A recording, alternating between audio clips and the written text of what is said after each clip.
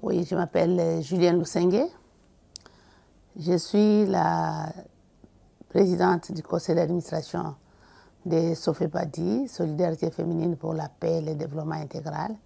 Mais je suis aussi directrice du Fonds pour les femmes congolaises, un fonds féministe qui soutient les autres organisations. Évidemment, je suis aussi membre de plusieurs plateformes et je suis à ce moment la coordonnatrice adjointe du mécanisme national de suivi de la Corocaza d'Addis Abeba.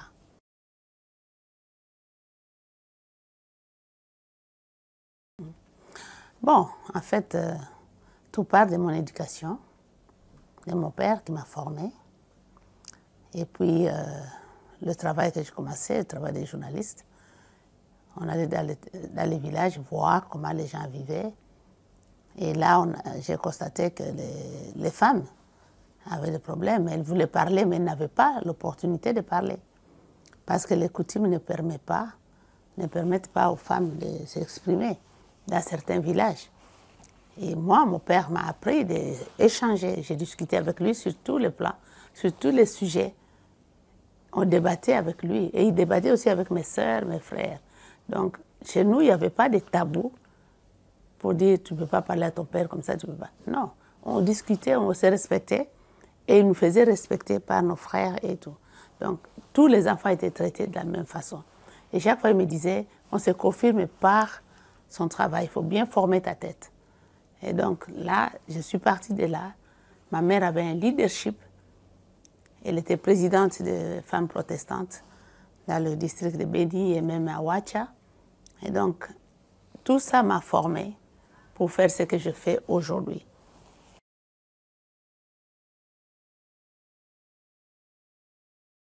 Beaucoup de jeunes me disent ça. Beaucoup de femmes me disent ça.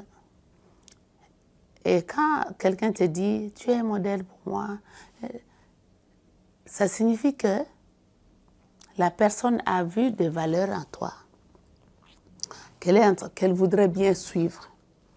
Et donc, mon devoir est d'améliorer ces valeurs que j'ai et de continuer à réaliser et à impacter les autres jeunes et les autres femmes. Et c'est une charge, c'est une responsabilité. On ne peut pas se contenter de dire je suis modèle, je suis modèle. Non, non. Le modèle, tu fais quoi? Comment tu te comportes? Comment tu traites les autres qui sont autour de toi? Pour que les autres s'inspirent de ta façon de vivre, de ta façon de travailler, de ton engagement pour continuer cette lutte pour les droits des femmes et pour la paix dans notre pays. Donc c'est une charge.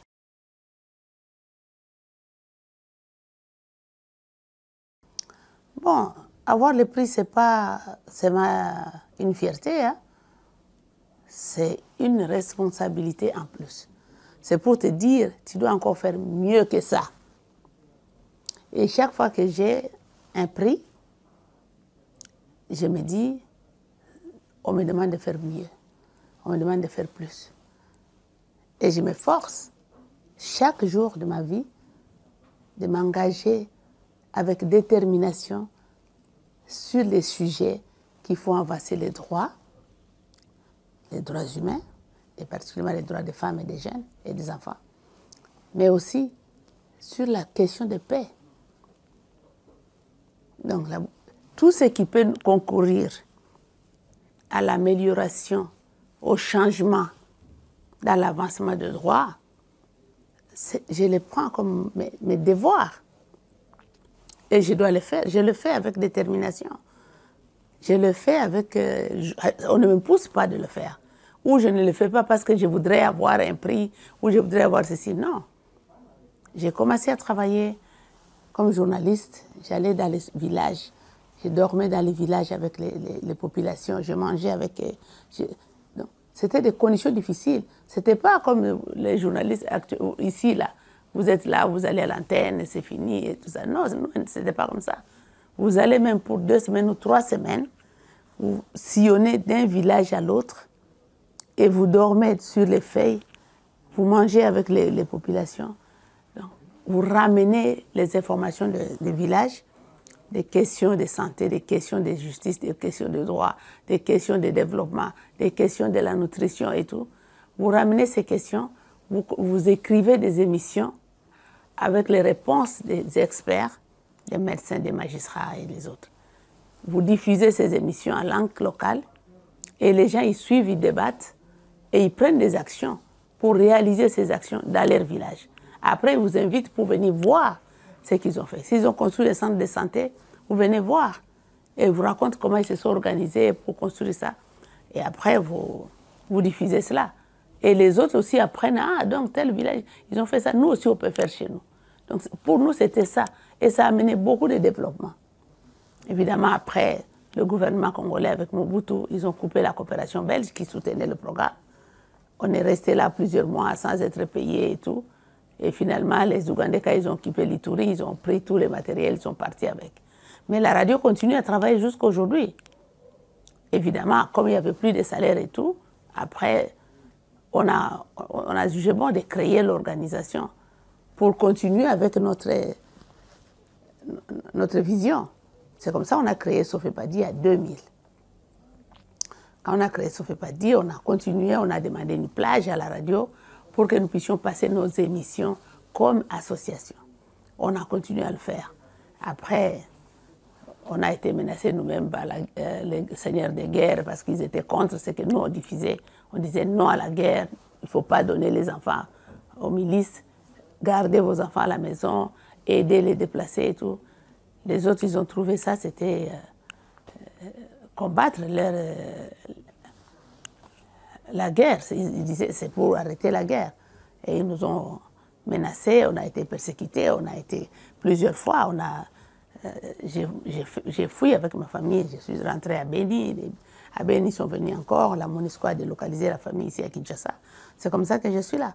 Donc, le travail que je fais pour les droits humains, pour faire avancer les droits des femmes, je ne le fais pas par plaisir ou parce que je voudrais avoir ceci, avoir cela.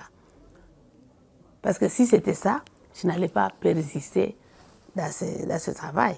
Avec tout ce que j'ai eu comme menace, comme persécution, on a perdu tout à Bunia, on est allé à Beni, on a commencé à se réinstaller à Butembo. Ils sont venus à peine qu'on a fini notre maison.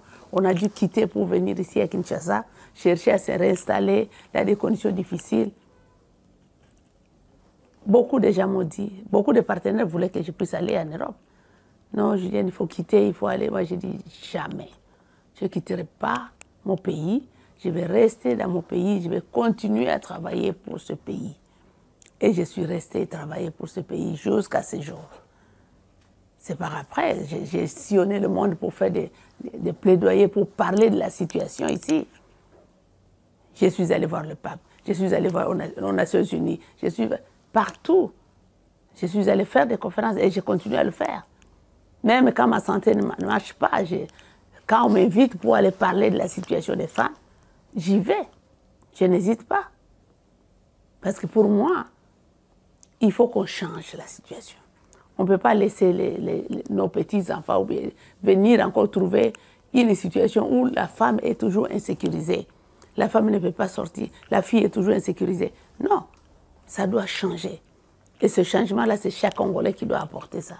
Nous devons nous approprier la masculinité, le champion de la masculinité positive, c'est notre président, c'est la première fois qu'un président est nommé champion de la masculinité positive. Maintenant, il faut que chaque Congolais s'en approprie pour changer son comportement, pour que les jeunes, les filles, les femmes se sentent en sécurité dans notre pays.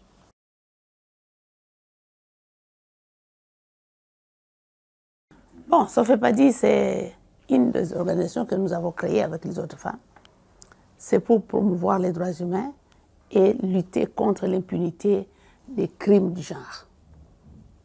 Que ce soit un homme qui est victime de violences sexuelles, que ce soit une femme qui est victime de violences sexuelles, une jeune fille, nous luttons contre cela. Nous travaillons pour impliquer les femmes dans la paix. Nous avons plusieurs projets. Nous avons travaillé de 2000 à 2005.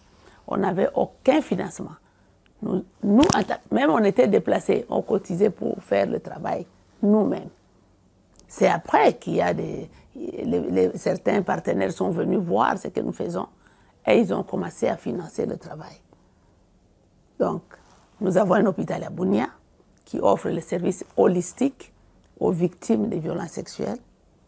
À part cela, il y a des projets sur la cohésion, sur la bonne gouvernance, il y a les projets sur la paix, il y a les projets d'autonomisation des femmes. Nous avons construit des espaces sûrs où les femmes, les victimes, viennent partager leurs expériences. Nous avons même installé les noyaux des victimes pour que les victimes puissent se parler et suivre leurs dossiers au niveau des justices. Nous avons formé les commissaires de police sur la loi, comment ils vont procéder, et puis comment ils vont comprendre le langage des femmes. Parce qu'une femme victime de violences sexuelles ne peut pas te dire « il m'a violée ». Il dit « il a fait sa brutalité et puis il est parti ». Quand il a fait ce qu'il a fait, il est parti. Donc, comment le commissaire, c'est lui qui est le premier à recevoir la victime. Donc, il doit bien comprendre qu'est-ce que la femme dit. Parce que s'il ne note pas bien dans le procès verbal, tout le processus est biaisé. La femme ne va pas avoir la justice. Et nous avons collaboré avec les procureurs là où nous avons des bureaux pour que les procureurs forment les magistrats, des nouveaux magistrats sur la loi. Donc, Sofepadi, c'est l'une des grandes structures en RDC. Nous avons plus de 100 agents qui travaillent. Il y a des infirmiers, des médecins, des psychologues, des agents sociaux qui travaillent pour la structure. Donc, ce sont des femmes qui ont monté cette structure d'une idée. Aujourd'hui, on a un hôpital à Bunia, on a 2 grands bâtiments à Bunia, on a un bureau à Beni, un bureau à Goma, on a un bureau ici à Kinshasa. On fait tout pour mobiliser les ressources pour que le travail avance. En 2007, les autres femmes sont venues vers moi pour dire comment tu fais pour arriver à mobiliser les ressources. Parce que ce n'est pas facile pour une organisation nationale de trouver le financement. Quand les femmes sont venues me présenter le problème, et moi je savais, ces femmes n'ont pas les financements et pourtant elles font du travail.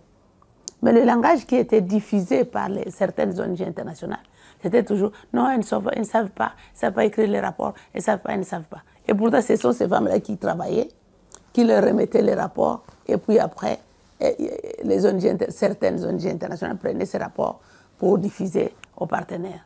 Et donc, j'ai décidé, avec les autres femmes, on crée le Fonds féministe. Ça, c'est 2007 qu'on a lancé le fonds. Et puis après, en 2010, on a commencé à donner des subventions aux organisations.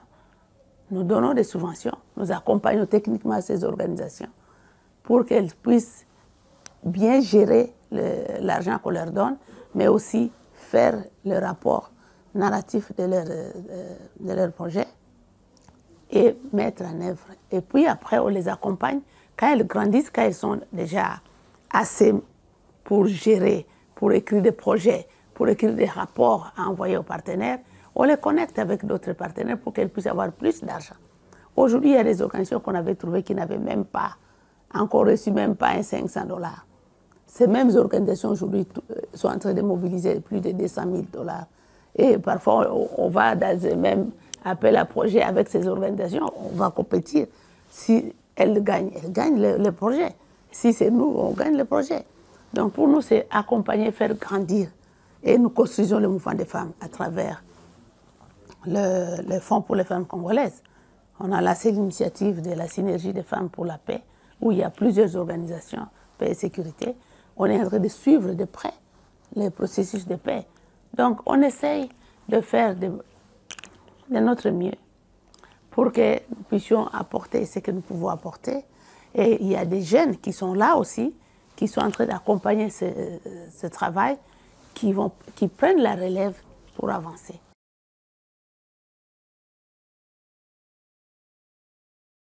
Il y en a plusieurs, mais je peux vous dire que ce que je peux dire, je ne sais pas qu'est-ce que je vais trier de tout ce que j'ai réalisé dans ma vie, mais je dis le fait d'accompagner les enfants nés du viol, les faire étudier.